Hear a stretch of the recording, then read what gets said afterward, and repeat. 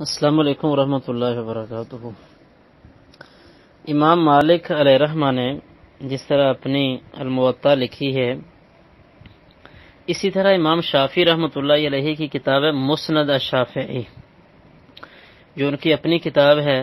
اسی طرح امام شافعی رحمۃ اللہ علیہ کی ایک کتاب الام کے نام سے بھی بہت مشہور ہے اور بہت مایہ ناز کتاب ہے امام شافعی رحمۃ اللہ علیہ کی۔ اسی طرح امام شافعی رحمۃ اللہ علیہ کی کتاب الرسالہ ہے۔ اس کے علاوہ بھی کئی ایک کتابیں امام شافعی رحمۃ اللہ علیہ نے لکھی ہیں۔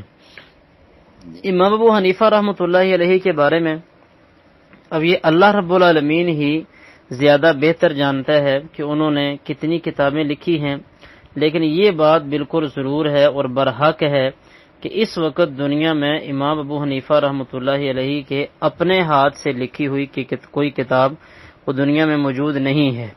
عمومی طور کے اوپر آپ نے بھی پڑھا ہوگا کہ احناف حضرات کے مدارس میں جو کتابیں پڑھائی جاتی ہیں، قدوری پڑھائی جاتی ہے، تو بعض کتابوں میں قدوری کے شروع میں بعض نسخوں کے اندر یہ بات لکھی ہوئی ہے کہ 8-10 کتابیں امام ابو حنیفہ رحمۃ اللہ علیہ کی طرف منسوب کی جاتی ہیں کہ یہ کتابیں امام حنیفہ رحمۃ اللہ علیہ نے لکھی ہیں، لیکن ساتھ یہ بھی باقاعدہ وضاحت کرتے ہیں کہ ان 8 میں سے کوئی بھی اس وقت دنیا میں موجود نہیں ہے۔ اب یہ اصل حقیقت اللہ رب العالمین ہی بہتر جانتا ہے کہ انہوں نے کتنی کتابیں لکھی ہیں۔